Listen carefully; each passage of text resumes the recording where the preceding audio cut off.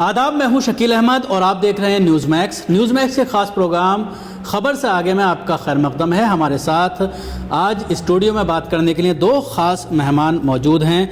एक हैं गिरीश जुयाल साहब, जो नेशनल ऑर्गेनाइजिंग कन्वीनर हैं मुस्लिम राष्ट्रीय मंच के, जो आरएसएस का विंग है, और दूसरे हमारे साथ एक ख़ास मेहमान हैं डॉक्टर फ़ारूक, जो सोशल वर्कर हैं और जम्मू कश्मीर से इनका ताल्लुक़ है।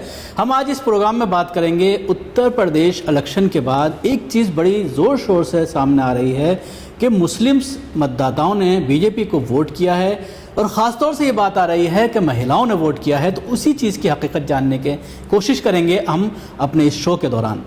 स्वागत है आपका दोनों का। गिरीश साहब, क्या कहना है आपका, किस आधार पर यह बात कही जा रही है? जिस दिन से इलेक्शन हुआ है उसी दिन से ये बात सामने आ रही है। ये सिर्फ इलेक्शन से ही बात सामने नहीं आ रही है, इससे पहले भी जो लोकसभा के चुनाव हुए उसमें भी मुस्लिम समाज ने,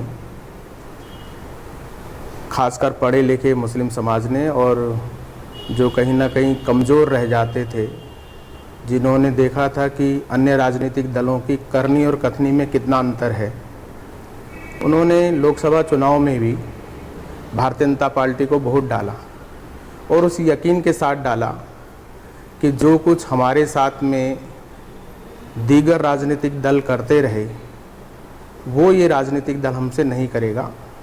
हमारे को समानता मिलेगी, हमारे को भी तरक्की मिलेगी, सिर्फ तरक्की के वादे नहीं मिलेंगे, तरक्की हमें मिलेगी। और फिर उन्होंने देखा इन दौरान जो शासन रहा नरेंद्र मोदी जी के नेतृत्व में कि जो कुछ उनके पास था वो उन्होंने ठीक प्रकार से बांटा।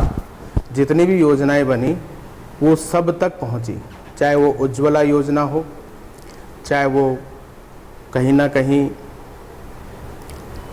लेकिन एक जो प्रचार किया जा रहा है वो ये किया जा रहा है कि 3 तलाक के मामले को लेकर या 4 शादियों के मामले को लेकर महिलाओं ने बीजेपी को वोट किया है। ठीक, बिल्कुल आप ठीक कह रहे हैं।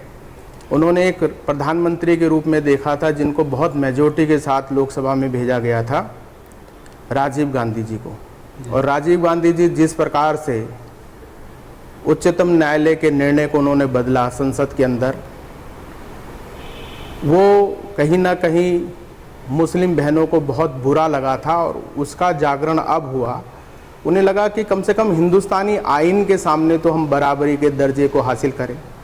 और इस बार भारतीय जनता पार्टी और जितने भी मुस्लिम बहनों के संगठन हैं उन सब ने एक मांग रखी थी कि जो हमें बराबरी का दर्जा देगा और हमारी सब प्रकार की जो समस्याएं हैं उनका निराकरण हिंदुस्तान आइन के अंतर्गत करेगा, उसको हम वोट डालेंगे। और ये बात भारतीय जनता पार्टी के सभी नेताओं ने मानी और उनसे जुड़े हुए दीगर संगठनों ने भी मानी। तो मुस्लिम बहनों ने खासकर और बराबरी पसंद मुस्लिम्स ने, सभी ने जो है भारतीय जनता पार्टी को वोट डाला। और मुझे लगता है कि 137 के लगभग ऐसी सीटें हैं उत्तर प्रदेश में जो बिना किसी मुस्लिम्स के मदद के नहीं जीती जा सकती। उसमें से सिर्फ 27 को छोड़ दें हम तो बाकी सब 110 के लगभग सीटें जो हैं भारतीय जनता पार्टी जीत करके आई उत्तर प्रदेश में। उत्तरांचल में तो हरीश रावत की सीट पर बहुत बड़ी संख्या में मुस्लिम्स हैं, उस सीट पर भी हरीश रावत दोनों ही सीटों पर हार गए और 58 के लगभग भारतीय जनता पार्टी के विधायक जीत करके आए। हरिद्वार में भी जीत करके आए, देहरादून में भी जीत करके आए, कहीं ना कहीं हल्द्वानी वगैरह के इलाके में भी जीत करके आए। ये सब ऐसे इलाके हैं जहां बहुत बड़ी आबादी में मुस्लिम्स रहते हैं और बहुत अच्छे मार्जिन के साथ ये लोग जीत करके आए। तो इसमें से सिद्ध हो जाता अपने आप में कि मुस्लिम्स ने भारतीय जनता पार्टी की नीतियों को, जो केंद्र सरकार की नीतियां हैं, उनके समर्थन में वोट डाला।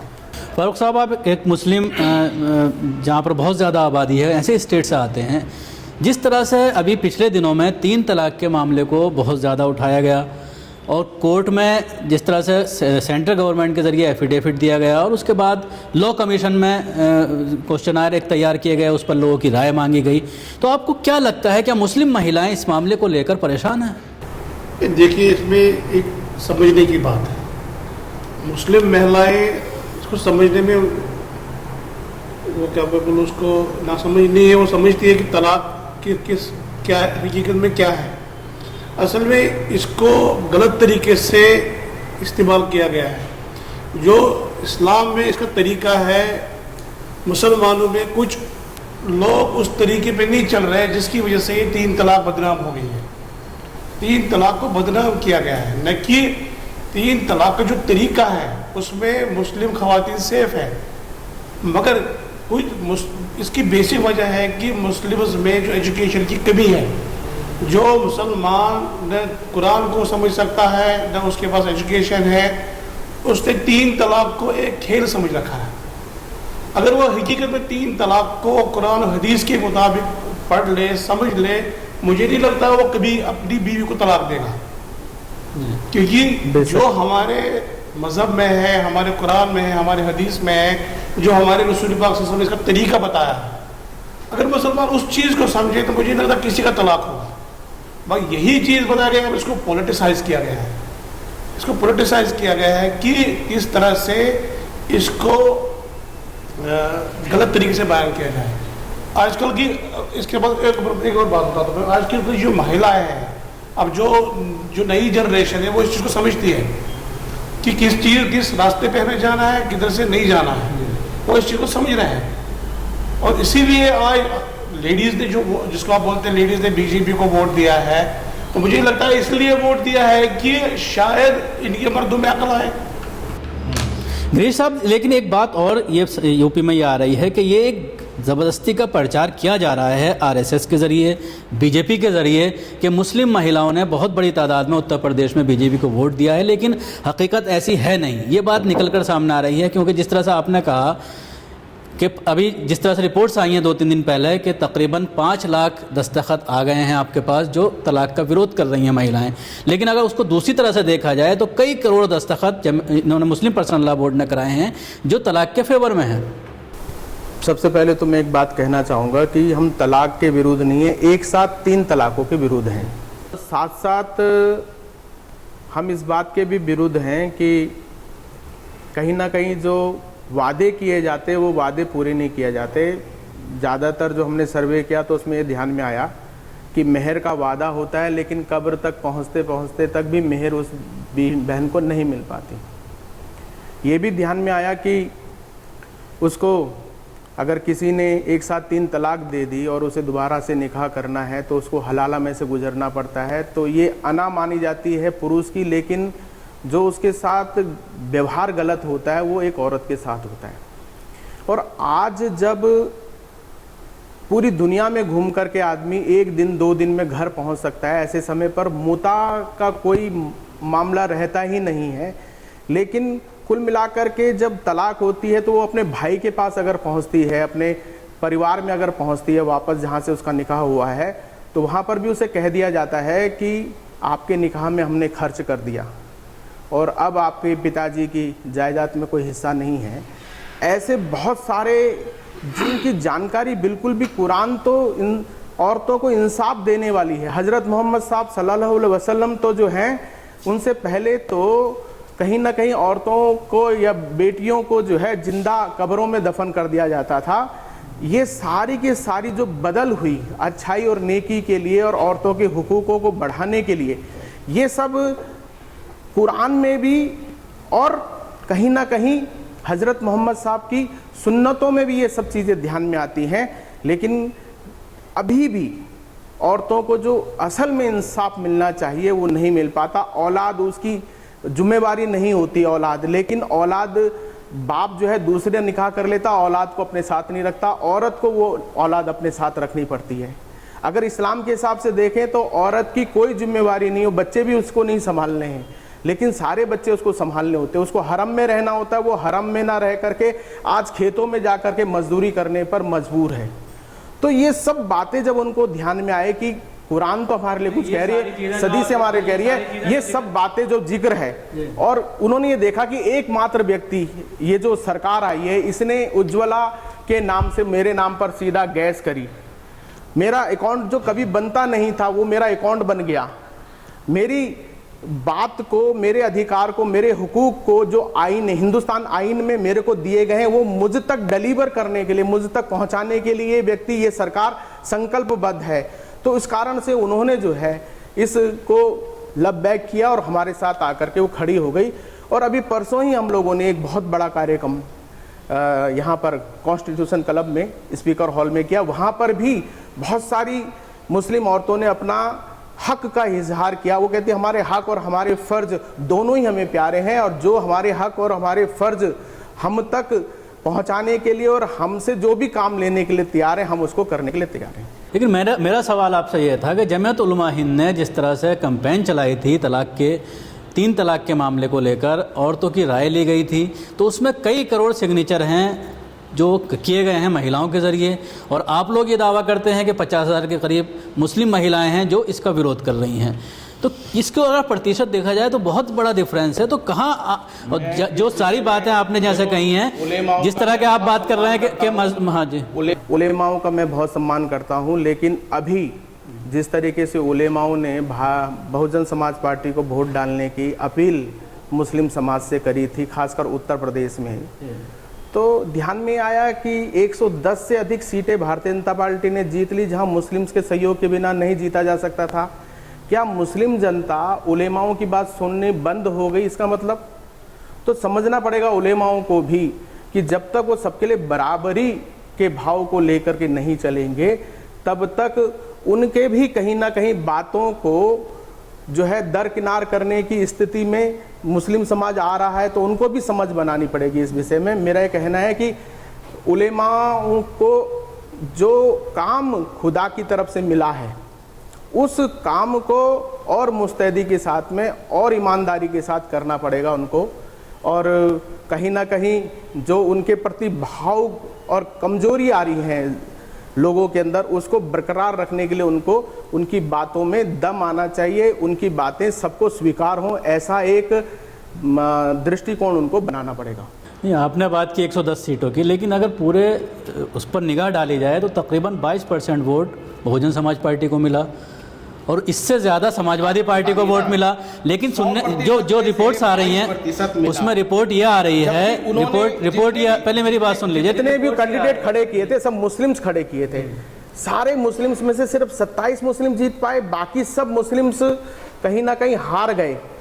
जबकि इस बात को भी लेकर के आप देखिए ना, यानी और अधिक प्रभावी बन गया भारतीय जनता पार्टी और उससे जुड़े हुए संगठन कहीं ना कहीं। बीजेपी का जो अपना वोट था पारंपरिक, वो खिसक गया, समाजवादी पार्टी का यादव वहाँ से खिसक गया, मुसलमान ने पूरा साथ दिया दोनों पार्टियों का, और दोनों को ही वोट जो है आधे आधे मिले, तो जिसकी वजह से बीएसपी और समाजवादी पार्टी। जानकारी है कि बिना मुस्लिम्स के मदद के 110 सीटें किसी भी हालत में भारतीय जनता पार्टी नहीं जीत सकती थी, और आप किसी भी तरह के आंकड़े बनाएं, लेकिन ये सच है कि आज भारत का नागरिक 125 करोड़ भारतीयों के नाते सोचना शुरू हो गया, वो कहीं ना कहीं मुस्लिम्स के भाव से, हिंदू के भाव से निकल करके भारतीयता के भाव में आगे बढ़ रहा है। फारूक साहब, आप क्या सोचते हैं कि मुसलमान ने वोट दिया है उत्तर प्रदेश में?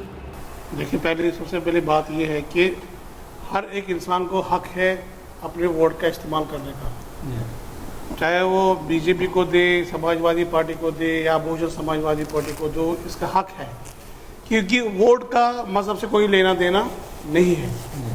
अब यूपी में, उत्तर प्रदेश में क्या प्रॉब्लम है कि वहाँ पे जो वोट को वहाँ पे उसको रिलीजियस वे में लिया गया है, इसको एक्सप्लॉइट किया गया है। मुसलमानों को एक दायरे में बंद रखा गया है कि अगर मुलायम सिंह से आप रहोगे तो जिंदा बचोगे, मुलायम सिंह नहीं होगा तो आपको मारेंगे, बहुजन समाजवादी पार्टी होगी तो आपको मारेंगे, बीजेपी को वोट नहीं देंगे तो आपके साथ वो होगा, आपके साथ ये होगा। मगर आज का मुसलमान मुझे लगता है समझदार है आज, क्योंकि आज जो एजुकेशन मुसलमानों के घर में है आज से 20 साल पहले नहीं थी। आज का युवा समझदार है, आज का युवा हर एक चीज़ को समझता है। उसके जहन में यही है कि ये मुल्क हम सबका है, ये किसी एक का नहीं है। और आज का जो यूथ है वो चाहता है कि विकास हो, डेवलपमेंट हो। उन्होंने मायावती को भी देखा है, उन्होंने अखिलेश यादव को भी देखा है, उन्होंने कांग्रेस को भी देखा है। शायद उनका आज मिजाज बदल गया हो सकता है, आज सोचते होंगे कि आज बीजेपी को भी देखेंगे। अब बीजेपी के, हाँ, यहाँ एक बात मैं बात ज़रूर कहना चाहता हूँ कि बीजेपी के लिए एक सुनहरी मौका है कि वो मुसलमानों के दिल जीते, मुसलमानों के जो गिले शिकवे उसको दूर करें और उनकी प्रॉस्परस के लिए काम करें, उनको जो बताया गया है उसको हटा दें। तो मुझे लगता है कि आज मौका है बीजेपी के लिए, और बीजेपी ने सबसे बड़ा काम किया, युवा नेता को सीएम के तौर पे पेश किया, तो उसके लिए भी एक गोल्डन चांस है कि मुसलमानों के दिल जीते। और उत्तर प्रदेश में डेवलपमेंट की सख्त ज़रूरत है, क्योंकि मैं उत्तर प्रदेश से ही मैंने डिग्री हासिल की है, मैं वहाँ रह चुका हूँ, वहाँ मुझे पता है क्या प्रॉब्लम्स है मुसलमानों में। तो मुझे लगता है कि जब से सेंटर में भी नरेंद्र मोदी की सरकार आई, वहाँ भी यही डेवलपमेंट का ही एक इशू था। तो आज जिस वोटर ने भी वोट दिया, डेवलपमेंट को दिया। गिरीश जी, जिस तरह से आपका दावा है कि उत्तर प्रदेश में मुसलमानों ने वोट दिया है, नरेंद्र मोदी जब जीतने के बाद दिल्ली में पहली बार लोगों से मुखातिब होते हैं हेडक्वार्टर में, तो वो ये कहते हैं कि सबको साथ और सबके विकास की बात करते हैं, और ये कहा कि अब ये भूल जाइए कि किसने किसको वोट दिया, अब सबको साथ लेकर चलना है और देश को डेवलपमेंट की तरफ लेकर जाना है, प्रदेश को डेवलपमेंट की तरफ लेकर जाना है। लेकिन उसके बाद एक हफ्ते तक विचार होता रहा सीएम कैंडिडेट पर, कई नाम सामने आए और उसके बाद एक ऐसे शख्स को सीएम बनाया जाता है जिसकी छवि हिंदूवादी है। मेरा कहना है कि जिसकी छवि हिंदूवादी होगी तो वो एक तरीके से अकीदेमंद इंसान होगा, और अकीदेमंद इंसान ऐसा होगा जो सबके साथ इंसाफ करने वाला होगा। तो जो भी हिंदुस्तानी तहजीब में से निकला हुआ व्यक्ति है, वो धर्म की जय, यानी जो कुछ के फ़र्ज हैं उनको बढ़ाना चाहता है, अपने फ़र्ज को अंजाम देना चाहता है। अधर्म का नाश, जितने भी हमारे अंदर बिगाड़ है, फितने, खराबियां हैं, उनको वो इंसानियत में से कम करना चाहता है, और विश्व का कल्याण करने की भावना उसके अंदर होती है, यानी पूरे जहान को वो लेकर के चलता है, पूरी कायनात को एक करके सोच करके चलता है।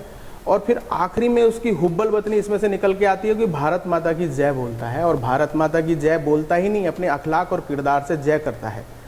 और वो व्यक्ति जिसने अपना घर बार सब त्याग दिया है और सन्यासी बन गया है, उसका निजी स्वार्थ कोई नहीं रहेगा, वो अच्छी तरीके से अपनी खिदमत को अंजाम दे सकेगा। आपको मैं बताना चाहता हूँ, आपको मैं बताना चाहता हूँ कि पहले होता होगा हुक्मरान तय करते थे हम लोग, लेकिन आज नरेंद्र मोदी की सरकार के बाद हम हुक्मरान नहीं तय करते, हम खिदमतगार तय करते हैं। मुझे लगता है कि वो हमारी पूरी उत्तर प्रदेश की जनता की, जो राम और कृष्ण की धरती है, जो हज़रत आदम की धरती है, क्योंकि काशी कहीं ना कहीं वहाँ है, तो कहते हैं कि हिंदुस्तान में हज़रत आदम, तो हज़रत आदम की धरती जो है, उस धरती का ठीक प्रकार से प्रतिनिधित्व योगी आदित्यनाथ कर पाएंगे। वो योगी हैं, जोड़ने का, योग होता है जोड़ना, यानी हर चीज को जोड़ने का काम करना। लेकिन उनकी अगर उनकी पुरानी स्पीच देखी जाए, आप कह रहे हैं धार्मिक हैं, लेकिन जिस तरह से वो स्पीचेस में मुसलमानों को ये कहते हुए नजर आ रहे हैं कि अगर एक मारे तो 10 मुसलमान मारे गए, या अगर कोई गैर मुस्लिम लड़की से शादी करता है मुसलमान तो 10 लड़कियों के साथ रेप किया जाए। कि अपराधी होता है, अपराधी होता है, ना वो मुसलमान होता है, ना हिंदू होता है, ना वो भारतीय होता है। अपराधी होता है, उसको जेल में जगह मिलनी चाहिए।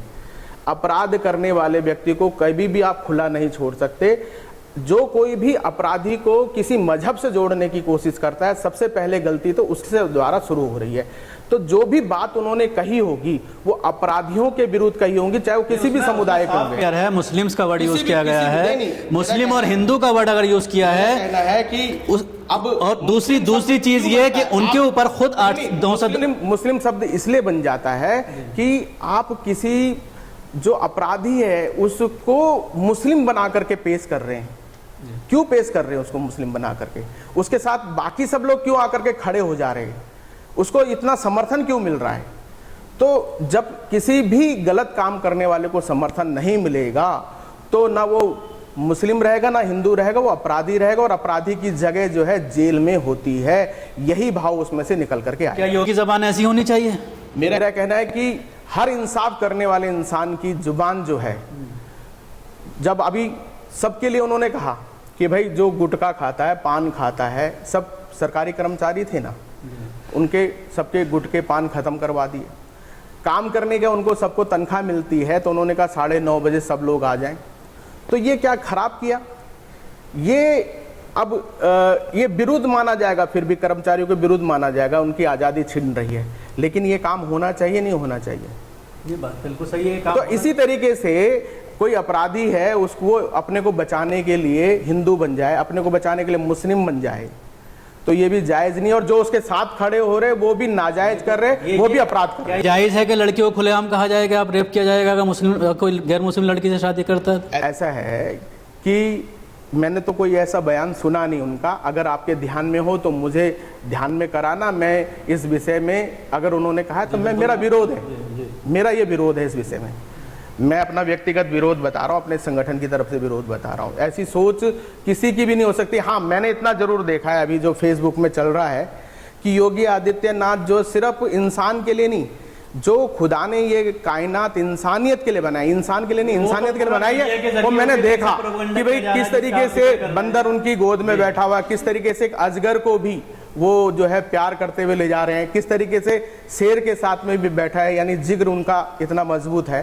तो ये जो अच्छाइयाँ की जा रही है, और मेरा ये कहना कि प्रोपेगेंडा जो रेप वाला ये भी तो मीडिया ही कर रहा है ना,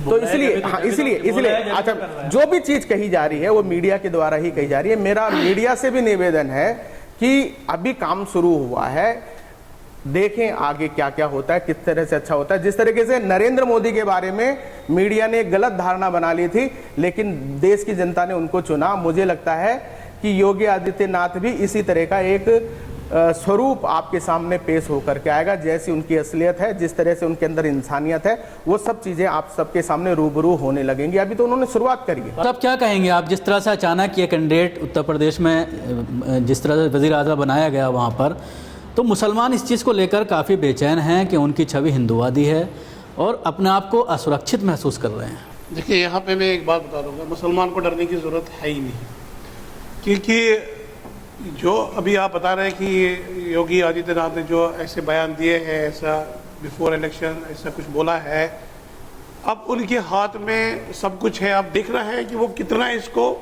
इम्प्लीमेंट करते हैं। अगर वो मुसलमान को ये भी मौका है कि जो उनने कहा वो करेगा, ऐसा नहीं करेगा। अगर उसने उसके उल्टा किया कि मुसलमानों के अच्छे काम किए, तो इट मीन्स कि जो मीडिया में आज तक आ रहा वो गलत है। अगर उसने वही काम किए जो वो बोला तो फिर मीडिया सही है। मगर मुझे नहीं लगता है कि ऐसा, क्योंकि जब उन्होंने भी ये चेयर को संभाला, जब उन्होंने ऑफिस में आए तो उन्होंने बोला कि बाबरी मस्जिद पे उन्होंने बोला कि इन दोनों समुदाय को बैठना चाहिए, इसका एक हल निकालना चाहिए मिल बैठ के। अदरवाइज मीडिया में यही भी आ रहा था कि बिफोर इलेक्शंस उसके दिखा रहे थे कि राम मंदिर बनेगा, वो बनेगा, मगर चेयर हासिल करने के बाद देयर वाज अ डिफरेंट कि वो बोल रहे कि नहीं, इनको बैठना चाहिए, आपस में सलाह मशवरा करके इसका हल निकालना चाहिए।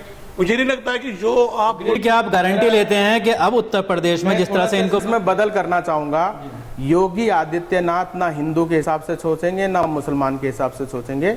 वो एक भारतीय और एक उत्तर प्रदेश के सारे निवासियों के, वहाँ के वासियों के, वहाँ के नागरिक के हिसाब से सोचेंगे। मुझे लगता है कि ना वो हिंदू मुस्लिम्स के विषय, प्रशासन का विषय नहीं है, ये खिदमत करनी है और उत्तर प्रदेश के सभी निवासियों की खिदमत करनी, इस भाव के साथ वो काम करेंगे। हाँ, मीडिया जरूर हिंदू मुस्लिम इसको कराने की कोशिश करेगा, और ये अगर वो करते हुए बढ़े तो कहीं ना कहीं पटरी से उतर गए, मीडिया उसमें सफल हो गया ऐसा हमारे को लगेगा। लेकिन वो जो चलेंगे वो पटरी पर ही पूरी तरह से चलेंगे और पूरे संकल्पबद्ध है। पहले भी जो उन्होंने काम किए हैं वो भी पूर्ण किए हैं और उसमें से किसी के साथ नाइंसाफी नहीं है। आगे भी मुझे लगता है कि उनके द्वारा जा सकता है, जो आपकी बात के वो उनकी तरफ से इस तरह की चीज़ें नहीं आएंगी। लेकिन इसके साथ ही एक बड़ा सवाल ये भी है कि जो उत्तर प्रदेश में आपका कैडर है, चाहे वो आरएसएस की बात करें या बीजेपी के कैडर की बात करें, जिसने बहुत मेहनत की है उत्तर प्रदेश में सरकार बनाने में, वो काफ़ी जो है वो जिस तरह से बातें कर रहे हैं कि 800 साल बाद हमारी सरकार आई है, अब हिंदू राष्ट्र बन जाएगा, अब ये होगा, अब वो होगा, तरह तरह की बातें कही जा रही हैं। तो क्या उसको किस तरह से कंट्रोल किया जाएगा? ऐसा है कि अगर वो कह रहे हैं कि हिंदू राष्ट्र बनेगा, मेरा तो मानना है कि अभी भी हिंदू राष्ट्र है। इसीलिए यहाँ सभी फिरके, सभी बिरादरियाँ, सभी मजहब सुरक्षित हैं। इसलिए हैं कि क्योंकि ये हिंदू राष्ट्र है। अब किसी व्यक्ति के आने से ये हिंदू राष्ट्र नहीं बनेगा। इसकी तहजीब, ये संस्कृति, सब कुछ हमारे यहाँ, मैंने वही बताया ना, हमारे हिंदू राष्ट्र का मतलब क्या होता है? धर्म की जय हो, अधर्म का नाश हो, प्राणियों में सद्भावना, विश्व का कल्याण हो, भारत माता की जय हो। संकीर्णता तो है ही नहीं इसमें, एक कायनात नहीं, अनेकों कायनात, और खुदा के साथ सीधा जुड़ता है, ये अकीदे के साथ सीधा जुड़ता है पहले से भी। और इसलिए ये धरती जो है पहले से ही जो है हिंदू है, हजरत हिंद की धरती है ये। हज़रत हिंद जो है कुछ नबियों में से एक हुए हैं, जो 1 लाख जो है, जो भी 24 लाख माने जाते हैं उन नबियों में से एक हज़रत हिंद भी माने जाते हैं। इसलिए हिंदू हम हैं, अभी से हैं। हज़रत आदम की औलाद के कारण से आदमी माने जाते हैं, और उन्हीं के औलादों में आके चल करके हज़रत नूह हुए, उनको हिंदुस्तान में मनुष्य बोलते थे, मनु बोलते थे, हम उससे मनुष्य हैं। तो हमारे अंदर की जो इंसानियत है वो अभी भी उसकी चमक बनी हुई है लगातार, और वो चमक हिंदू के नाते बनी हुई है। ये हिंदू राष्ट्र पहले से भी है, इसमें कोई शक नहीं है। उनके कहने से या उनके बनने से या उनके गलत और अच्छे काम करने से हिंदू राष्ट्र नहीं बनेगा। हम पूर्वजों से पहले से ही हैं, सब लोग हिंदू राष्ट्र हैं, और इसको और व्यापक रूप से समझना। और हिंदू कोई मजहब नहीं है, हिंदू राष्ट्र होने का मतलब कोई मजहबी राष्ट्र होना नहीं है। हिंदू राष्ट्र होने का मतलब है कि सबको इंसाफ दिलाने वाला राम राज्य है, ऐसा राम राज्य है जिसको हम कह सकते हैं निजाम मुस्तफा जैसा, यानी निजाम मुस्तफा। मेरा मानना है कि राम राज्य हिंदू राष्ट्र का एक उदाहरण है, और निजाम मुस्तफा उससे अलग नहीं है। अच्छाई और नेकी को बढ़ाने के लिए दोनों लगते हैं। शुक्रिया। ये थे गिरीश साहब और फारूक साहब जो बात कर रहे थे खबर से आगे में हमसे। जिस तरह से उत्तर प्रदेश में जो इलेक्शन का रिजल्ट आया था उसके अगले दिन से भी ये कहना शुरू कर दिया गया था बीजेपी के ज़रिए कि महिलाएं जो हैं 3 तलाक के मामले को लेकर बीजेपी के साथ हैं, और बीजेपी को उसी की वजह से वोट दिया गया है। तो इसी पर इन्होंने दोनों ने हमसे बात की। खुदा हाफिज़।